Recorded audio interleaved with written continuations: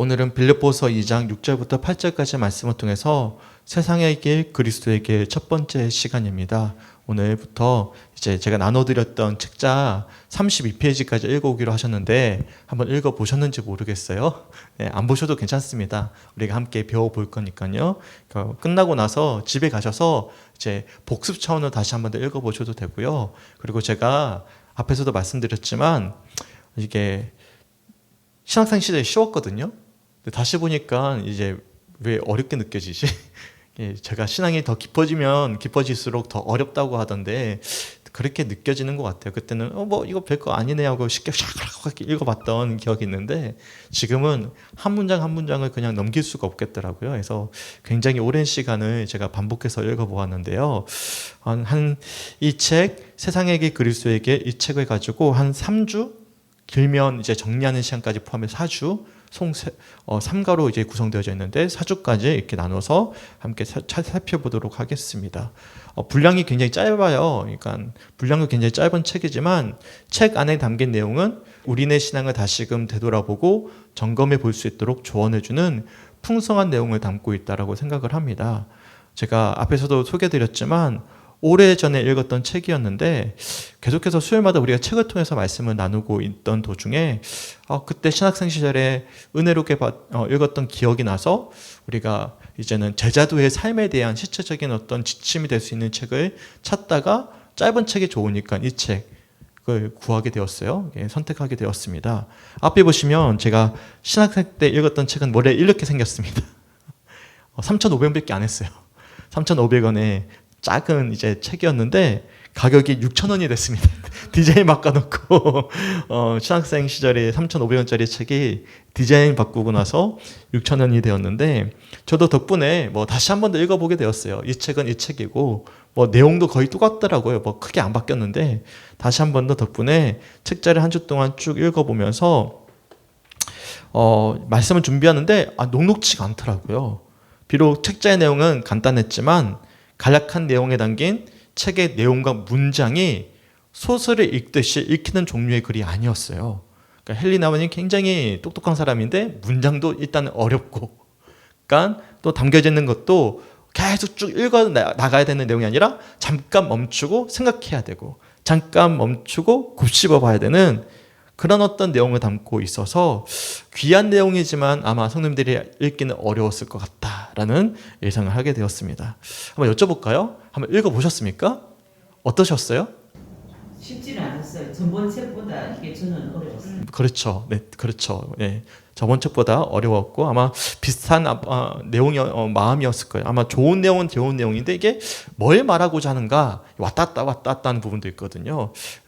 우리가 말씀을 통해서 일과에서 이 저자가 어떤 이야기를 하고자 하는지를 좀 풀어서 나눌 때 거기에는 좀 깊은 의미가 있고 또한 굉장히 간단한 내용을 또 이렇게 심오하게 풀기도 했습니다. 우리가 말씀을 통해서 도전받는 시간이 되었으면 좋겠어요. 우선 개인적으로 요한일서 1장 1절 말씀을 근거로 해서 우리들에게 사역자로서, 그러니까 진정한 그리스도인으로서 가져야 될 목표치를, 기준치를 먼저 설정해 줍니다. 근데 저는요, 우선 그게 어려웠습니다. 마음이 너무 목표치가 높은 거죠. 우선 요한일서 1장 1절 말씀을 함께 읽어봤으면 좋겠는데 앞에 있어요. 한번 읽어볼까요? 시작. 태초부터 있는 생명의 말씀에 관하여는 우리가 들은 바요, 눈으로 본 바요, 자세히 보고 우리의 손으로 만진 바라. 아멘. 요한복음 1장을 보시면 이 말씀이 누구를 뜻한다라고 요한의 저자가 고백을 합니까? 예수님을 뜻한다라고 이제 지칭함을 우리들이 알 수 있지 않습니까? 같은 저자니까. 뭐 장로 요한이라고 이야기하는 사람도 있겠지만 대부분 사도 요한이 썼다라고 이야기하니까 같은 저자예요. 그러면 달리편에서 요한일서 1장 1절의 표현을 보시면 태초부터 성부, 성자, 성령 하나님과 함께 하셨던 이 예수님께서 사도 요한의 고백처럼 직접 귀로 듣고 눈으로 보고 손으로 만지면서 함께 할 수 있는 분이다라고 고백하고 있는 거예요. 근데 실제로 요한은 그랬죠. 요한을 비롯한 예수님의 제자들은 예수님의 공생의 3년 동안 동고동락하면서 예수님이 하시는 말씀을 귀로 들었죠.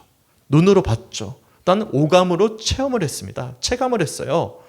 단순히 예수님에 대해서 배운 것이 전부가 아니라 예수님을 배운 거죠. 어떻게요? 학문이 아니라 삶을 통해서 직접 몸을 부딪히면서 실제로 체험을 하고 경험을 하면서 대화를 나누면서 함께했던 전 인격적인 훈련의 과정이었습니다. 이처럼 진정한 예수님의 사람들은 복음서에 등장하는 제자들처럼 단순히 활자에 갇혀있는 배움으로써 예수님을 아는 수준을 넘어서서 일상의 삶 가운데 마치 예수님이 실제로 살아계신 것처럼 우리가 제자들처럼 누려야 된다. 손으로 보고 만지고 오감으로 체험하듯이 예수님이 실제가 되어질 때야만 비로소 우리가 참된 제자이다 라고 기준치를 설정해 주고 있는 거죠. 실제로 헨리 나우엔이 요한일서 1장 1절 말씀을 인용하면서 이렇게 권면을 합니다. 나눠드렸던 책자 9페이지 한번 펴보실까요? 9페이지 밑에서 세 번째 줄부터입니다. 9페이지 제일 첫 번째 장 9페이지 밑에서 세 번째 줄부터 쭉 한번 읽어드릴게요. 진정한 인격적 만남과 참된 사랑의 경험에서 우러나올 때라야 비로소 참된 증인이 됩니다. 우리는 귀로 그분의 음성을 듣고 우리의 눈으로 보고 우리의 손으로 그분을 만져보았을 때 비로소 우리 자신을 예수 그리스도의 증인이라고 부를 수 있습니다. 12사도의 사명은 그들의 지식이나 훈련이나 성품이 아니라 그들이 예수님과 함께 생활했다는 사실에 기반하고 있습니다. 당연히 예수님을 만날 수 있는 통로는 굉장히 다양하죠. 지난 수세기 동안 수많은 신앙의 선조들은 오늘 이 시간에도 살아계시는 예수님을 직접 체험했고 예수님과 함께했고 부르심에 응답하는 삶을 살아냈습니다. 하지만 분명한 사실이 있죠. 예수님은 한 분이신데 그 만나는 경험들은 아주 다양할 수 있다는 것입니다. 근데 사실 우리도 그렇지 않습니까? 어떤 분들은 말씀을 통해서 예수님과 교제를 깊이 나누십니다. 어떤 분들은 말씀보다는 기도를 하실 때 예수님의 음성을 듣고 더 깊은 교제를 나누는 분들도 계셔요. 심지어 어떤 분들은 말씀과 기도뿐만 아니라 일상의 삶 속에서 어떤 특정한 시간과 장소에서 자신만의 방법으로 예수님의 부르심을 확인하고 믿음으로 반응하시는 어떤 경우들도 있는 것이죠. 저는 요즘엔 좀 안 그러는데요. 저는 이제 저희 성소가 있어요. 그러니까 예수님을 가장 많이 은혜롭게 만나는 장소 어디일 것 같습니까? 이건 방법이고 장소가 있어요. 화장실. 샤워할 때요. 샤워할 때 가장 제가 영감을 많이 받았거든요. 오랫동안. 그리고 방법은 뭐냐면 다들 아시다시피 제 방에서 골방에 갇혀서 기도하기도 하고 저는 성전에서 기도하는 것보다 제 방에서 기도하는 게 더 좋거든요. 그리고 이 저는 책을 통해서 하나님의 음성을 많이 듣습니다. 그러니까 제 방법이죠. 그리고 서울에서 사역할 때는 제 집에서 사역지까지 지하철을 타고 1시간 반을 갔습니다. 1시간 반 동안 지하철에서도 깊이 묵상을 하고. 그러니까 하나님을 만나는 방법이 아주 굉장히 다양한 것이죠. 우리 성주교회 성님들은 어떻습니까? 분명한 사실이 있죠. 10페이지의 중간의 표현처럼 비록 이러한 깊고 인격적인 만남은 이 세상에 존재하는 사람과 문화와 시대만큼이나 다양한 형태를 띌 수는 있겠지만 한 가지 특징이 있죠. 모든 사역자의 영향력은 주님과의 인격적이고 친밀한 경험과 직접 연결되어져 있다는 사실입니다. 그러니까 방법은 다양할 수 있지만 결국에는 이 다양한 방법을 통해서 우리는 예수님이 실제가 되어져야 되고 우리 삶 속에서 정말로 경험되어져야만 한다는 사실. 그럴 때야만 비로소 우리가 진짜 제자도의 삶을 살아낼 수 있다는 사실을 말씀하고 있는 것이죠. 그래서 10페이지 하단에 보시면 이렇게 권면을 하는데 한번 펴보실까요? 10페이지.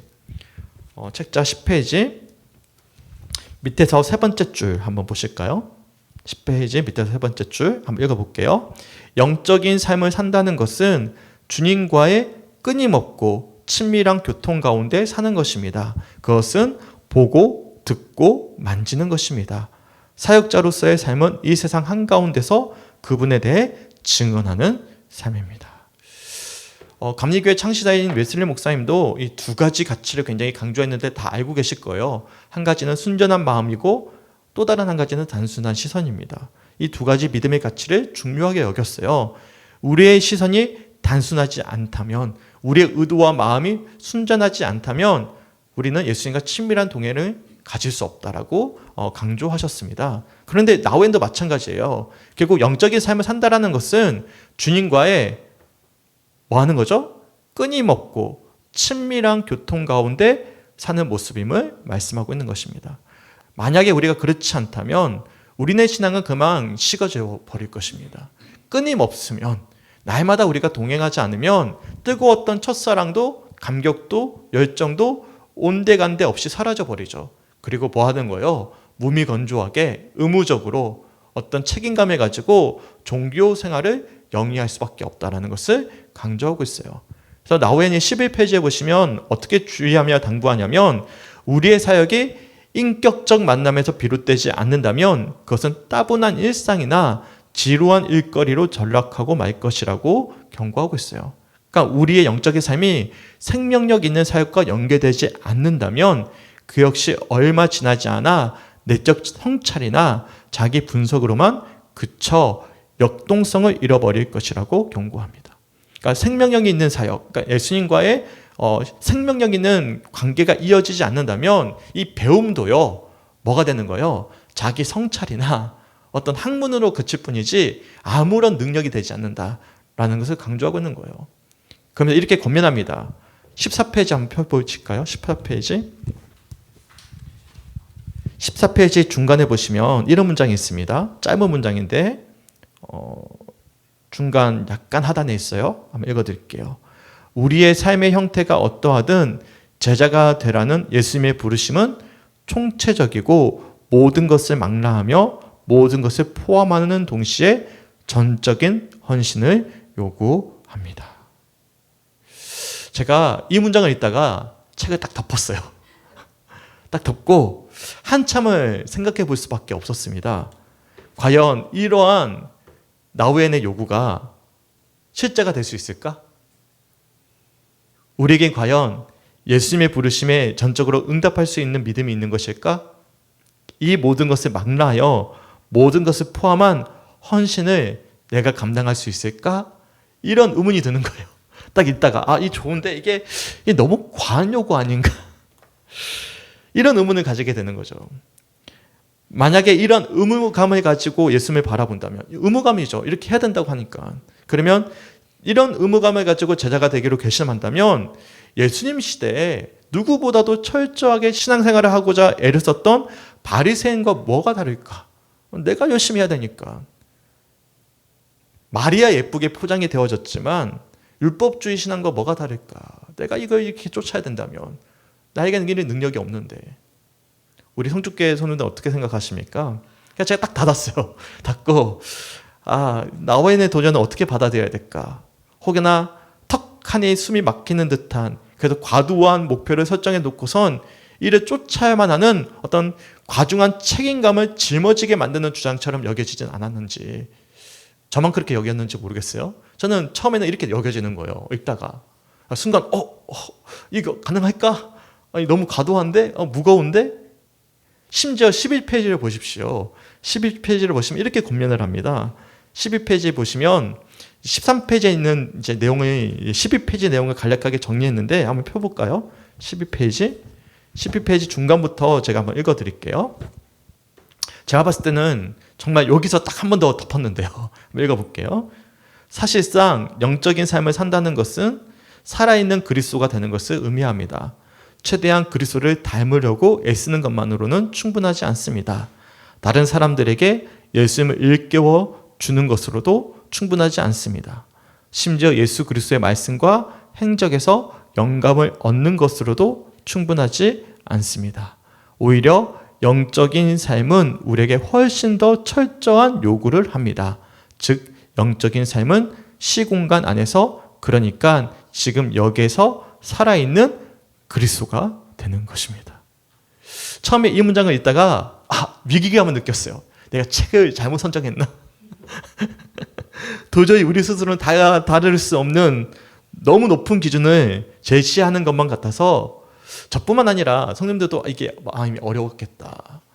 예수님을 닮아가는 것이 목표가 아니라 예수님이 되어져야 된다라고 이야기하는 거예요. 이게 가능한 일입니까?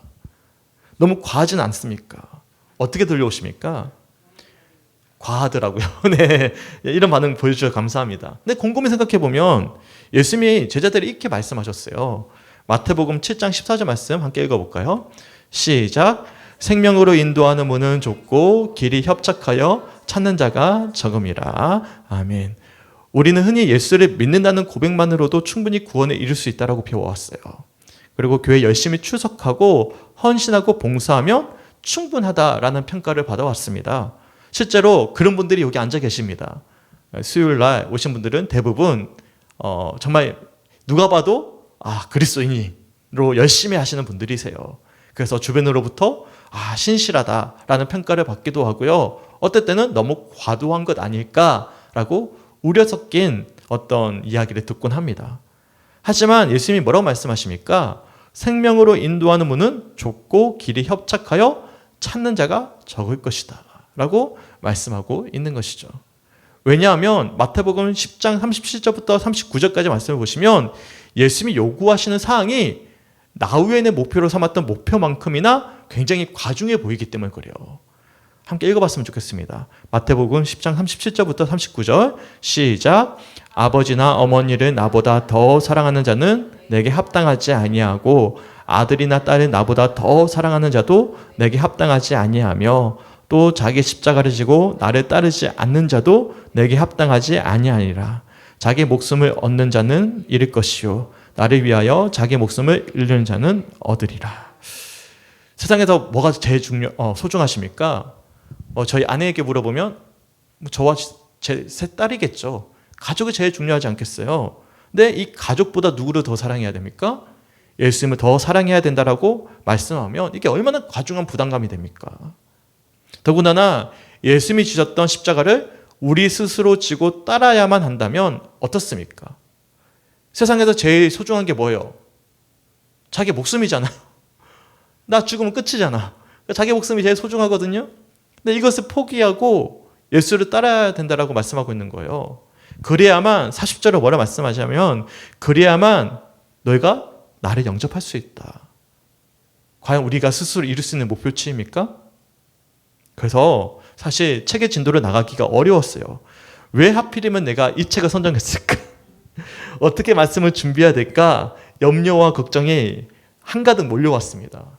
그래서 화요일날, 수요일날 다른 것 해야 될 일들이 참 많은데 왜냐하면 제가 다음 주 금요일날은 예산에 가서 말씀을 전해야 되고 토요일날은 부산에 가서 평시도 수련회를 해야 되는데 그 준비도 할 게 너무 많은데 이것만 붙잡고 있었어요.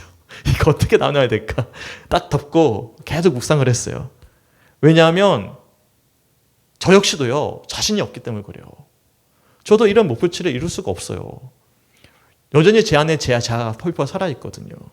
당연히 온전히 주님께 제 삶을 맡겨드린 채 살아내고 있지만 그렇지 못할 때도 부지기수입니다.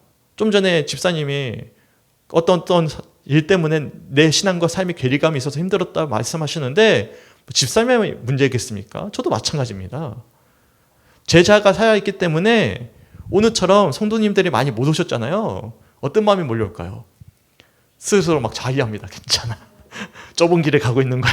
그런데 실망감이 막 물밀처럼 몰려오죠. 어쩔 수 없이 싹 터요. 내가 잘하고 있는 걸까? 내가 지금 좀 목회 잘하고 있는 걸까? 내가 너무 과도한 거 요구하는 건 아닐까? 어렵지 않을까? 제 연약함을 볼 때면 그만해야 되는 것 아닐까? 막 그런 어떤 잡다한 생각들이 막 싹 트는 것이죠. 그런데 제가 어떻게 이 시간에 오로지 예수님만을 바라봅시다. 우리가 예수님 됩시다. 라고 제가 말씀을 나눌 수 있겠습니까? 더군다나 우리 자신이 작은 예수가 되지 않는다면 우리는 사실상 진짜가 아닌 가짜라고 이 책에서 말씀하고 있는데 이런 말씀을 어떻게 아무런 거리낌 없이 전 철판 안 깔았거든요. 저 철판 없어요. 너무나 솔직해서 문제지. 그러다 보니까 저조차도 자신 없는 말씀을 뻔뻔스럽게 전할 수가 없는 거예요. 머리로는 이해가 되죠. 책이니까. 차마 마음으로는 전할 수가 없는 거죠. 그래서 책을 딱 덮었어요.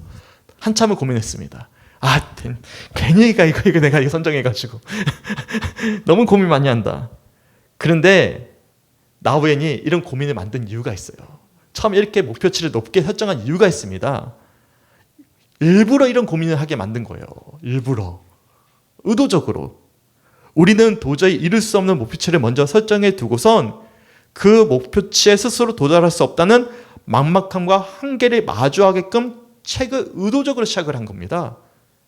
그것을 이어지는 책의 내용을 통해서 살펴볼 수 있어요. 단적으로 17페이지 한번 펴볼까요? 17페이지.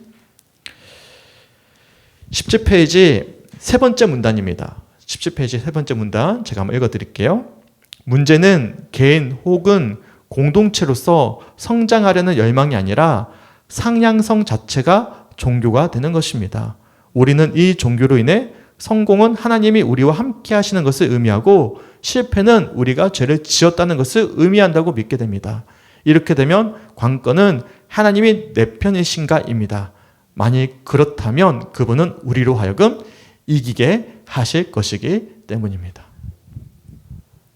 만약에 헨리 나우엔이 처음에 제시했던 목표치에 이르기 위해서 우리가 스스로 노력해야만 한다면, 그리고 그 노력의 여하에 따라서 실패와 성공이 결정되는 것이라면 상향성을 추구하는 세상과 기독교가 무슨 차이가 있겠습니까?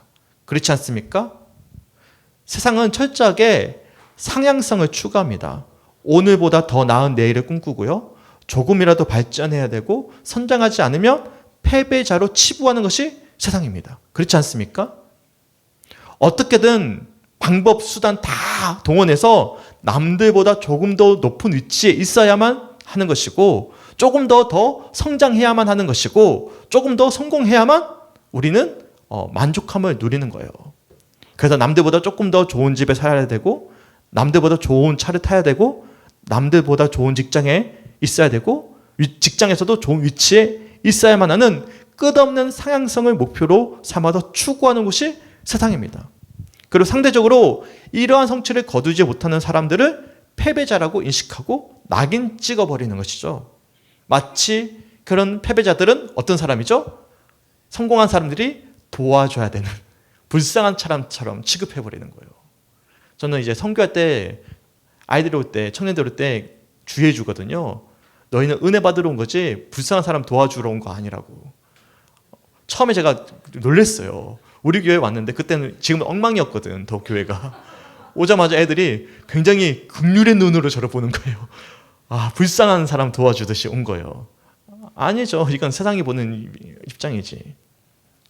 이 패배자로 낙인 찍어버리는 거예요.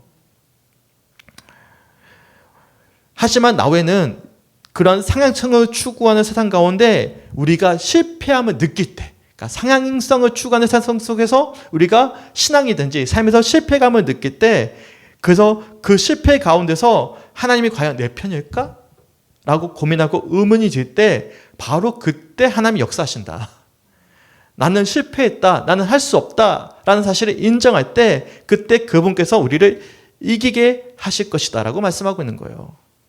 이상하지 않습니까? 굉장히 어려운 내용이죠.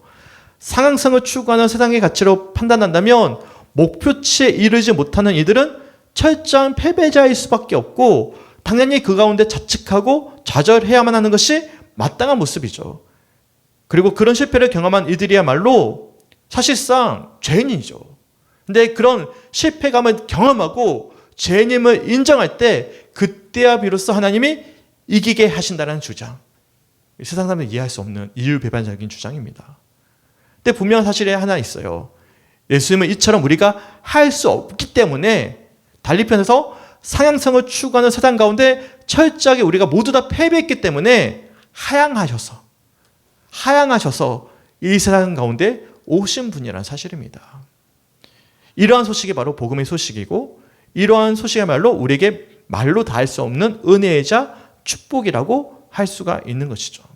나웨니 19페이지에 보시면 하향성이라는 이 문장부터 아래로부터 쭉 이야기하고 있는데요. 한번 펴볼까요? 19페이지. 중간에 하향성이라는 타이틀이 있죠? 그 밑으로 쭉 한번 읽어볼게요. 성경적 구원론은 근본적으로 상향성 철학과 대조됩니다. 성경이 우리에게 보여주는 위대한 역설은 완전한 참 자유는 하향성을 통해서만 발견할 수 있다는 것입니다. 하나님의 말씀이신 그리스도께서 우리에게 내려오셨고 종의 신분으로 우리 가운데 사셨습니다. 하나님의 길은 말 그대로 낮아지는 길입니다. 기독교 믿음의 중심에는 하나님이 전적으로 자신을 낮추어 복종하심으로써 자신의 신성을 나타내시기로 작정하셨다는 신비가 있습니다. 우리는 사양성만을 추구하는 세상 가운데 우리의 신앙도 스스로 높아져야 된다. 그런 부담감과 압박감을 가져왔어요. 마치 처음에 나웨이 제시했던 것처럼 우리 스스로 그 목표치에 이르러야만 한다는 어떤 부담감을 가지고 있었다는 것이죠. 그렇게 날마다 우리가 믿음 가운데 살아낼 때는 문제가 없는데 넘어지고 실패하면요, 아닌 척. 한 주간 어떻게 성공하셨어요? 아니요. 그런데 아닌 척, 거룩한 척, 아무런 문제가 없는 척 할 때가 얼마나 많이 있는지 몰라요. 왜요? 이게 드러나면 부끄러운 게 되니까. 하나님 앞에서도 마찬가지입니다. 우리가 있는 그대로 다 고백하십니까? 아니죠. 하나님 앞에서도 아닌 척. 이 말하면 이제 상황성의 세상에서는 실패자가 되는 거니까. 내가 실패한 거니까. 하지만 우리 주님은 모두 다 알고 계시죠. 우리의 노력으로는 도저히 이 높은 목표치에 이룰 수 없다는 사실을 누구보다도 잘 알고 계셨어요. 그래서 이런 상향성을 추구하는 세상을 역행하셔서 하나님이신 예수님께서 이 세상 가운데 우리와 같은 모습으로 하향하신 것입니다. 종의 신분으로 우리 가운데 오셔서 가장 낮은 자의 모습으로 태어나시고, 그렇잖아요. 말구유에서 태어나셨잖아요. 가장 낮은 자들을 제자로 부르셨어요. 제자들이 어떤 사람들입니까? 세리들이고 어부들이고 별 볼일 없는 사람들입니다. 그리고 죄인들, 창녀들의 친구가 되어주셨어요. 가장 낮은 자리를 찾아가셨습니다. 실제로 공생의 기간 내내 예수님과 동행했던 제자들, 그리고 주변 사람들을 자세히 살펴보면 상향성을 추구하는 사상 가운데 유대 사회 속에서 패배자로 낙인 찍힌 이들이 대부분 예수님과 함께 했습니다. 이처럼 예수님은요, 보여주시는 거예요. 상향성의 세상 가운데 하향성의 모습으로 내가 왔다. 그래서 사도 바울이 오늘 본문에서 이러한 예수님의 은총을 이렇게 찬양을 합니다. 사실 시적인 표현이거든요. 오늘 본문 함께 읽어봤으면 좋겠습니다. 시작. 그는 근본 하나님의 본체시나 하나님과 동등됨을 취할 것으로 여기지 아니하시고 오히려 자기를 비워 종의 형체를 가지사 사람들과 같이 되셨고 사람의 모양으로 나타나사 자기를 낮추시고 죽기까지 복종하셨으니 곧 십자가에 죽으심이라. 아멘. 그러니까 예수님이 전생에는 상향성을 전적으로 거부하신 삶을 사셨던 거예요. 공생의 기간 내내. 실제로 6절의 표현을 보십시오. 예수님은 하나님의 본체이셨으나 하나님과 동등됨을 취하지 않으셨다고 말씀합니다. 7절에 보시면 자기를 온전히 비워 종의 형체를 가지사 우리와 같이 되셨다고 말씀하시죠. 결정적 8절 말씀 보십시오. 이 세상의 가운데 하향하신 예수님께서 끝까지 자기를 낮추시는 삶을 살아내셨고 결국에는 우리를 대신해서 가장 낮고 추악한 십자가 형태를 위해서 죽으셨습니다. 근데 문제가 있어요. 그런 예수님이 오늘 이 시간에 우리들에게 이렇게 권면하고 있다는 사실입니다. 다시 한 번 더 제가 앞에서 읽어드렸던 마태복음 10장 38절과 39절 말씀 우리 성도님 읽어주셨으면 좋겠습니다. 시작. 또 자기 십자가를 지고 나를 따르지 않는 자도 내게 합당하지 아니하리라. 자기 목숨을 얻는 자는 잃을 것이요 나를 위하여 자기 목숨을 잃는 자는 얻으리라. 아멘. 이처럼 예수님의 제자가 된다는 것은 예수님과 같은 방향성을 지니는 것을 뜻하는 거죠. 그러니까 상향성을 추구하는 세상 가운데 우리 역시도 하향성의 가치관을 가지고 살아내는 것입니다. 성공과 성장을 추구하고 최선으로 여기는 세상 가운데서 낮은 자의 자세로 살아내는 삶, 그렇게 자기를 날마다 부인하고 자기 십자가를 지고 예수를 따르는 하향성을 살아내는 삶, 이러한 모습이야말로 제자도의 삶임을 우리들이 알 수가 있어요. 근데 여기서 우리가 이러한 질문을 던질 수 있어요. 과연 우리가 그렇게 살 수 있을까? 우리가 할 수 있는 가능한 일인가? 라는 물음을 던질 수가 있는 것이죠. 근데 나우엔도요, 이미 예상하고 있는 거예요. 아주 똑똑한 사람이니까 이런 질문을 미리 예상하고 우리들에게 이렇게 물음을 던집니다. 25페이지 한번 펴볼까요? 25페이지. 제일 위에 보시면 이렇게 우리들의 질문을 던집니다. 25페이지 제일 위에 있는 질문 한번 읽어드릴게요. 제자도의 요소가 하향성 가운데 예수님을 따르는 것이라면 이것은 진짜 우리가 할 수 있는 선택일까요? 예수님을 전적으로 진지하게 받아들이는 것이 가능한 일일까요? 어쩌면 이것은 단지 자기 파멸의 길, 어쩌면 자기 학대의 길로 들어서는 것은 아닐까요? 이미 알고 있는 거예요. 우리가 이 책을 읽으면서 어떤 고민을 하고 있을지. 성주교회에서는 어떻게 생각하십니까? 상향성을 추구하는 세상 가운데 하향성을 바라는 일들이 과연 가능한 일입니까? 더군다나 자기를 부인하고 자기 십자가를 지고 오로지 예수만을 바라봐야 된다. 이 말씀을 스스로 실행에 옮길 수 있는 사람이 얼마나 있겠습니까? 한번 있으세요? 우리 전도사님 혹시 가능하십니까? 네, 답 안 하셔도 알겠습니다. 불가능합니다. 불가능하기 때문에 누가 오셨어요? 예수님이 직접 찾아오셨어요. 불가능하기 때문에 오늘 이 시간에도 우리를 부르셨어요. 성령님을 통해서 누구를 가르쳐주고 계시는 거예요? 예수님을 가르쳐주고 계시는 거예요. 25페이지 한번 펴볼까요? 25페이지 밑에서 8번째 줄부터 제가 한번 쭉 한번 읽어볼게요. 좀 길어요. 한번 읽어볼게요. 하향성의 생활 방식이 우리의 능력 범위 안에 있고 우리의 과제가 단지 그리스도를 닮은 것 정도라고 생각한다면 우리는 우리에게 계시된 근본 진리를 잘못 이해하고 있는 것입니다. 낮아지는 길은 하나님의 길이지 우리의 길이 아닙니다. 하나님이 자신을 낮추어 스스로를 우리와 같이 되실 수 있기 때문입니다. 우리 믿음의 근거가 되는 엄청난 신비는 바로 어떤 면에서든 우리와 같지 않고 우리와 비교될 수 없으며 우리의 경쟁 상대가 될 수도 없는 분이 우리 가운데 내려오셔서 우리와 같이 죽을 몸을 입으셨다는 것입니다. 그러니까 우리의 길이 아니라는 거예요. 하나님이 이미 가신 길이라는 것입니다. 그렇기 때문에 우리들에게 오늘 이 시간에도 나는 할 수 없기 때문에 예수를 다시금 바라볼 수 있도록 성령께서 말씀해 주고 계시는 것이죠. 그러니까 예수님이 땅에 오신 이유는 무엇 때문입니까? 바로 상향성의 세상 가운데 도저히 하향성의 삶을 추구할 수 없는 우리를 대신하기 위해서 그 십자가를 대신 짊어지시기 위해서 오신 것 아니겠습니까? 놀라운 사실은 우리는 스스로 낮출 수 없고 우리는 스스로 자기 십자가를 질 수 없고 당연히 자기를 부인할 수 없지만 그런 우리를 위해서 예수님이 십자가를 먼저 지신 후에 뭐라고 말씀하시냐면 나를 따라오라고 말씀하십니다. 나를 따라오라. 내가 먼저 졌다. 따라와라. 라고 초청하고 계시는 것입니다. 제자들도 마찬가지죠. 제자들은 모두 다 예수님이 십자가를 지실 때 예수님을 부인하고 도망쳐 버렸어요. 4년 동안이나 예수님과 동고동락했지만 예수님의 말씀처럼 예수님만을 바라볼 수가 없었던 거예요. 상향성의 세상 가운데 예수님은 철저한 패배자로 비춰진 거죠. 그런 패배자를 따랐던 제자들 자신들 역시도 실패자로 여겨졌을 것입니다. 그러니까 제자들이 어떻게 했어요? 예수님 십자가에 못 박히자 문을 꽁꽁 걸어 잠그고 무서워서 벌벌 떱니다. 그리고 어떻게 하죠? 예수님 만나기 전의 삶으로 되돌아가 버렸어요. 이에 관해 나우엔이 이렇게 설명합니다. 27페이지 한번 펴볼까요? 27페이지 중간 부분에 있습니다. 중간 부분 제가 한번 읽어드릴게요. 예수님이 십자가에서 죽으셨을 때 제자들은 깊은 상실감과 패배감을 맛보았습니다. 그들은 모든 것이 끝장났다고 생각했고 자신들도 예수님과 같은 일을 당하지 않을까 하는 두려움에 사로잡혔습니다. 낮은 곳을 향하시는 하나님의 길을 그들은 깨닫지 못했던 것입니다. 그러나 오순절에 예수님이 약속하신 성령이 오셨을 때 모든 것이 바뀌었습니다. 성령이 제자들의 두려움을 깨끗이 씻어주셨습니다. 성령은 예수님이 진정 어떤 분이신지를 제자들에게 보여주셨고 새로운 길을 계시하셨습니다.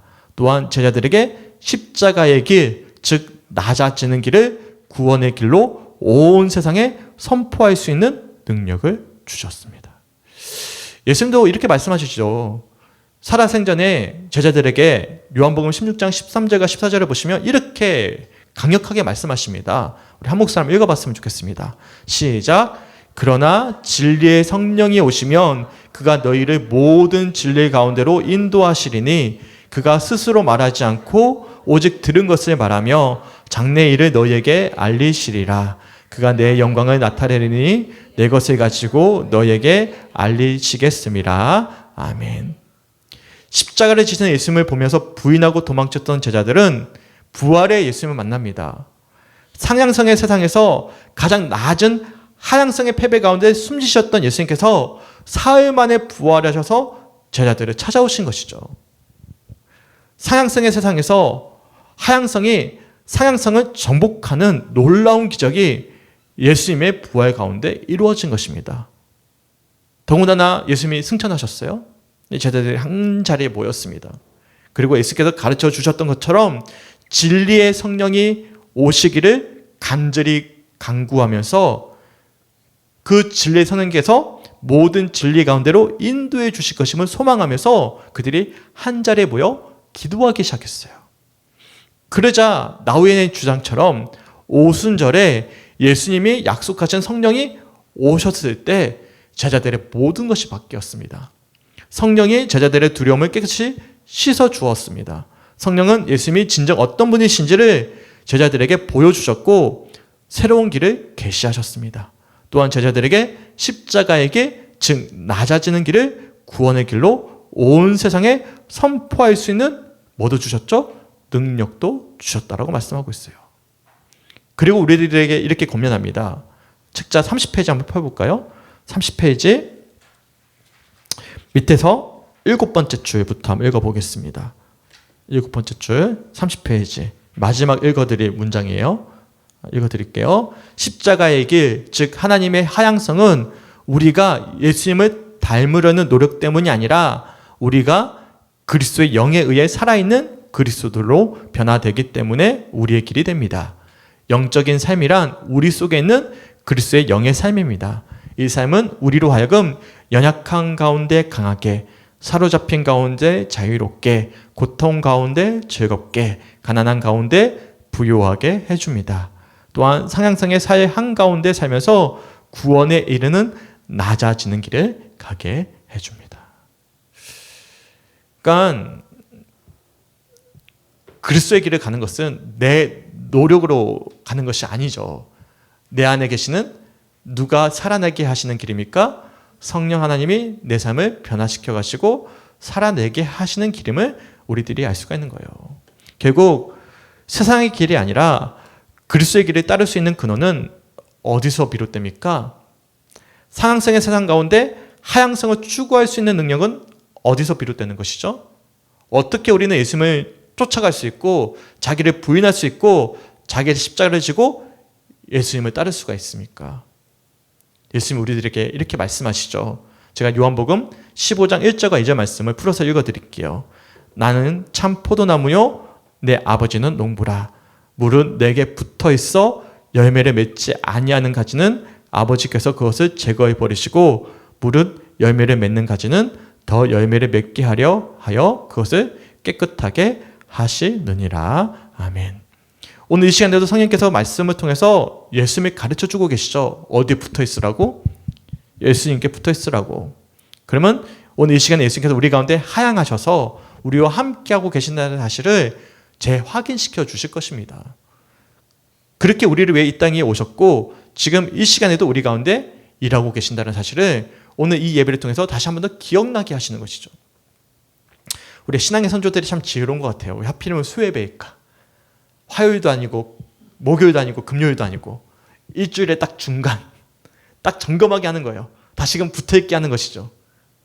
새벽 기도에 우리 친구 부러웠습니다. 미국 친구. 미국에서 목회하는 친구 새벽 기도에 없거든요.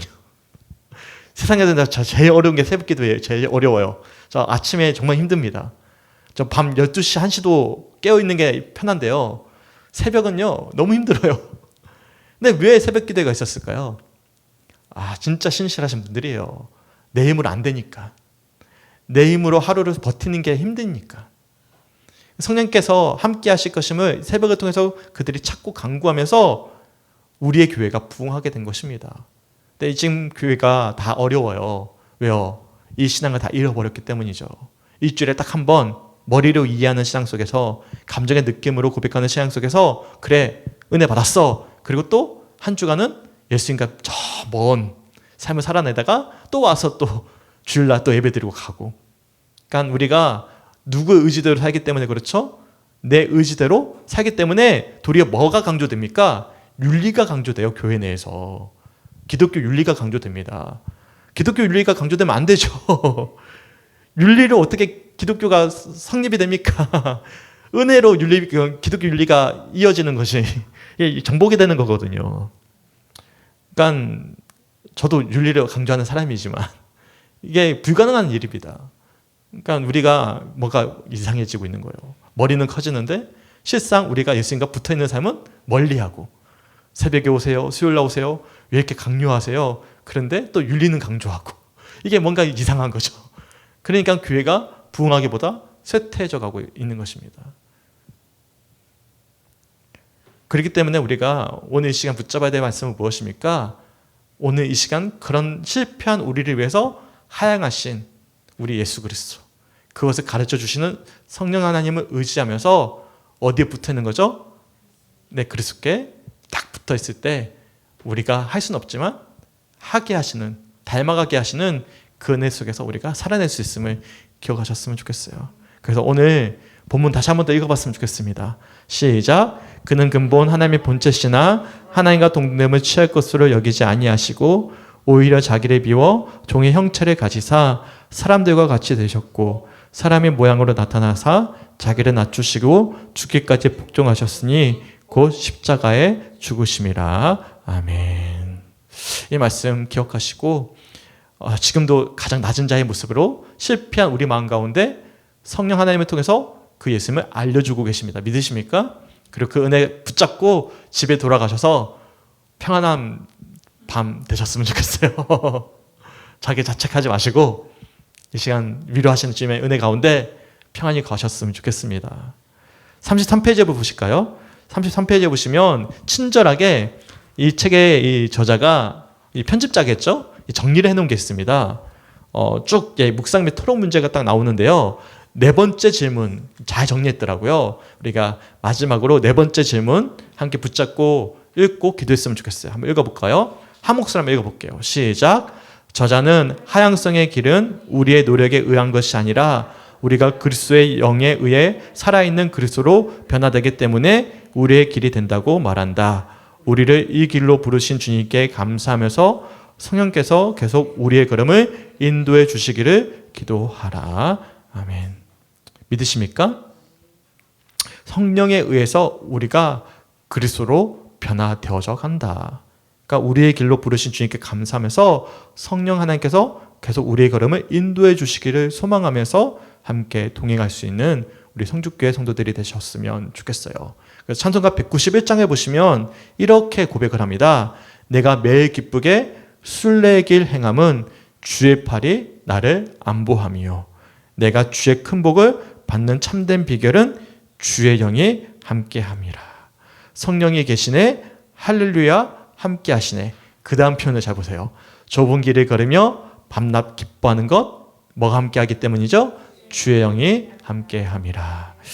이것이 세상의 길이 아니라 그리스도의 길로 갈 수 있는 아주 중요한 요지임을 우리들이 이 책자의 말씀을 통해서 살펴볼 수 있어요.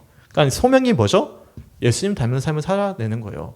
근데 우리가 할 수 없으니까 뭐 하신 거예요? 예수님이 하향하신 거예요. 그리고 성령께서 그 예수님을 가르쳐주고 계시는 것입니다. 믿으십니까? 근데 우리는 여전히 상향성의 세상 속에서 내 신앙을 이 상향성의 세상에서 가르쳐주는 기준대로 내가 하고자 애를 쓰고 있는 것이죠. 그러니까 실패감만 맛보는 거예요. 좌절감만 맛보는 거예요. 그리고 나는 할 수 없다라고 그냥 자포자기해버리는 것입니다. 이것을 정복시키는 거예요. 우리는 하향성의 길을 가는 사람들입니다. 예수님께서 계속해서 우리를 보게 하시는 거예요. 너는 할 수 없지만 내가 이미 십자가를 졌다. 나를 따라와라. 말씀하시죠. 그리고 그 역할을 성령 하나님께서 좁은 길을 걸어갈 수 있도록 역사하고 계신다는 사실 기억할 수 있는 성죽교회 성도들이 되었으면 좋겠어요. 그래서 이 나우엔의 책이 어려웠던 이유가 처음에 높은 기준을 의도적으로 높이 설정해 놓고 책을 덮게 만들었던 거예요. 의도적으로. 넌 할 수 없어. 왜? 상향성 속에서 너가 그렇게 하고자 했으니까 안 되는 거야. 그러니까 하향성 하신 예수님이 오셨어. 그 성령께서 하향성 하신 예수님을 우리들이 가르쳐주고 있어. 너는 할 수 없는데 주님이 하실 거야. 그것이 복음이야. 라고 역설적으로 우리들이 가르쳐준 거예요. 그러니까 이렇게 보는 게 어려운 거죠. 저 그래서 오늘 기도 크게 못합니다. 한 끼도 못 먹었어요. 이게 무슨 말을 하려고 하는 건가? 내가 책을 잘못 선정했나? 굉장히 처음에 좀 난해해가지고. 근데 와, 굉장히 똑똑한 사람이에요. 처음에 못하는 걸 딱 제시해놓고 그래놓고 못하기에 예수님이 오셨다. 세상에게 우리는 걸어간다. 우리는 그리스도에게 못 걸어간다. 근데 주님 때문에 걸어갈 수 있다는 것을 가르쳐주고 있다는 것을 기억하시고 함께 이 소명의 길을 걸어갈 수 있는 우리 성주교회 성도들이 되었으면 좋겠습니다.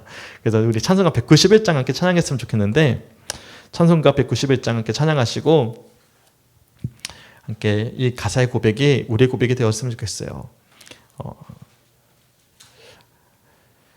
정말 오늘 말씀과 딱 결부가 되더라고요. 제가 딱 찬양을 찾는데 이 고백이 다 우리 고백이 되었으면 좋겠습니다. 191장 함께 찬양하겠습니다.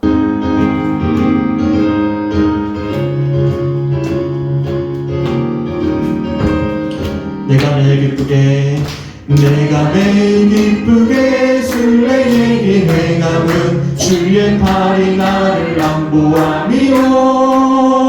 내가 주의 큰 복을 받는 참된 비결은 주의 영이 함께함이라. 성령이 계시네, 성령이 계시네, 할렐루야 함께하시네. 좁은 길을 걸으며 만나 기뻐하는 것 주의 영이 함께함이라. 전에 죄에 빠져서 평안함이 없을 때 예수 십자가의 공로 힘입어 그 발 아래 엎드려 참된 평화 얻으니 주의 영이 함께함이라. 성령이 계시네, 할렐루야 함께하시네. 좁은 길을 걸으며 만나 기뻐하는 것 주의 영이 함께함이라. 아멘. 나와 동행하시고 모든 염려하시니 나는 숲의 새와 같이 기쁘다. 내가 기쁜 마음으로 주의 뜻을 행하는 주의 영이 함께함이라. 성령이 계시네, 성령이 계시네, 할렐루야 함께하시네. 좁은 길을 걸으며 만나 기뻐하는 것 주의 영이 함께함이. 세상 모든 욕망과 나의 모든 정욕은 십자가에 이미 몫을 박았네. 어두운 밤이 지나고 무거운 짐 벗으니 주의 영이 함께함이라. 성령이 계시네, 할렐루야 함께하시네. 좁은 길을 걸으며 밤낮 기뻐하는 것 주의 영이 함께함이. 성령이 계시네, 성령이 계시네, 할렐루야 함께하시네. 좁은 길을 걸으며 밤낮 기뻐하는 것 주의 영이 함께함이라. 아멘. 제가 말씀을 다 정리하고 찬양을 쫙 쳤는데 191장에 이렇게 좋은 찬양인 줄 몰랐어요. 왜냐면 부흥회 때 뭐 하죠? 정신없이 박수치느라 정신없는 찬양이라 가사를 제대로 못 봤거든. 가사를 보니까 이게 오늘 말씀과 완전히 결부되는 거예요. 내가 매일 기쁘게 순례에게 행함은 주의 팔이 나를 안보함이요. 내가 주의 큰 복을 받는 참된 비결은 주의 영이 함께함이다. 전에 죄에 빠져서 내가 평안이 없을 때 예수 십자가의 공로로 힘입어 그 발 아래 엎드려 참된 평안을 얻었다. 왜요? 주의 영이 함께했기 때문입니다. 나와 동의하시고 모든 염려를 아셔서 나는 숲의 사와 같이 기쁘다. 내가 기쁜 마음으로 주의 뜻을 행함은 내 상향성이 아니죠. 하향성을 깨닫게 하시는 주의 영이 함께 하시기 때문입니다. 세상 모든 욕망과 나의 모든 정욕은 십자가에 이미 못을 박았어요. 왜요? 이미 예수님이 못 박히셨기 때문에. 내가 못 박는 게 아니에요. 이미 못 박히셨기 때문에. 이미 못 박혔습니다. 이것을 우리가 믿음으로 인정하면 되는 거예요. 어두운 밤이 지나고 이것을 무거운 짐을 벗었어요. 왜요? 주의 영이 함께함으로 뭘 보게 하기 때문에 이미 무거운 짐진 것들을 다 짊어지시고 십자가에 지셨던 예수님을 바라보게 하시기 때문에 그렇죠. 그래서 이 찬양이 이렇게 좋은 찬양이었구나 세상 깨닫게 됩니다. 오늘 주셨던 말씀 어려웠지만 우리들이 꼭 기억해야 되는 말씀인 것 같아요. 우리가 세상의 길이 아니라 진정 그리스도의 길을 걸어가는 좁은 통과하는 참된 하나님의 사람들이 되시길 바랍니다. 그리고 오늘 시간 참된 위로와 은혜가 있길 간절히 소망합니다. 저는 오늘 큰 소리로 기도하지 않고 조용한 목소리로 하다가 자연스럽게 커지면 커지게 기도하시면 될 것 같습니다. 이렇게 기도하다가 한 5분 정도 우리 같이 기도하다가 제가 마무리하겠습니다. 이렇게 기도하겠습니다. 주의 아버지 너무나 감사합니다.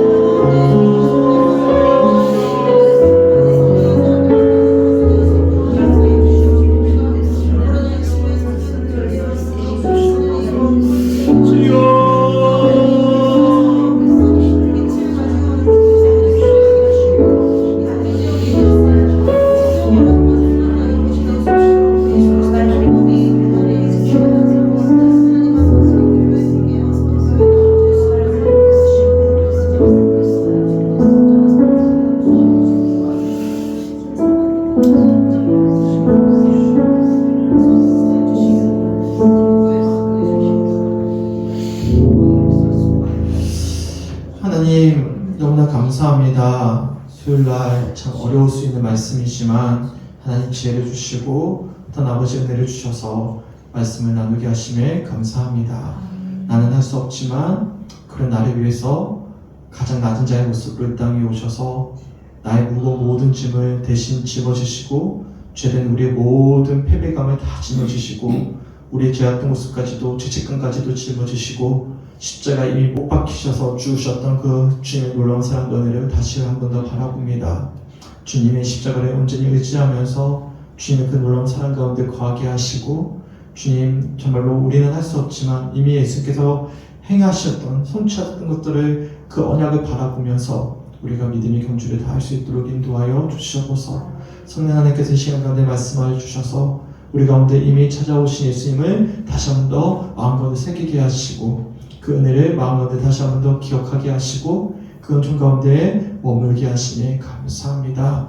주님의 참된 평안 속에서 내 하루 예수를 닮은 삶을 살아갈 수 있도록 인도하여 주시고 내가 아닌 예수님의 마음과 뜻을 행함으로 주님의 일하심을 또한 영광스럽게 고백하며 참된 평안과 기쁨 가운데 하루를 살아낼 수 있는 우리 성축교회 성도들의 남은 한 주간의 삶 될 수 있도록 동행하여 주시옵소서. 상향성이 가득한 세상 속에서 우리 역시 내 능과 힘으로 뭔가를 하고자 하는 것이 아니라 하향성하셨던 예수님을 바라보며 자기를 부인하고 자기 십자가를 지고 그 주님을 온전히 믿음으로 받아들이는 귀한 성도들 될 수 있도록 성령께서 강구하여 주시고 또한 이 자리에 나오지 못한 온라인의 말씀을 듣는 모든 성도들에게도 동일한 은혜 허락하여 주시옵소서. 주님, 우리 마음 가운데 평안이 있길 원합니다. 예수의 마음을 가지길 원합니다. 그리고 그런 마음을 가지고 예수님의 삶을 살아낼 수 있도록 주님 한 주간의 삶 동행하여 주시옵소서. 감사드리며 우리를 사랑하시는 예수님의 이름으로 간절히 기도드렸습니다. 아멘.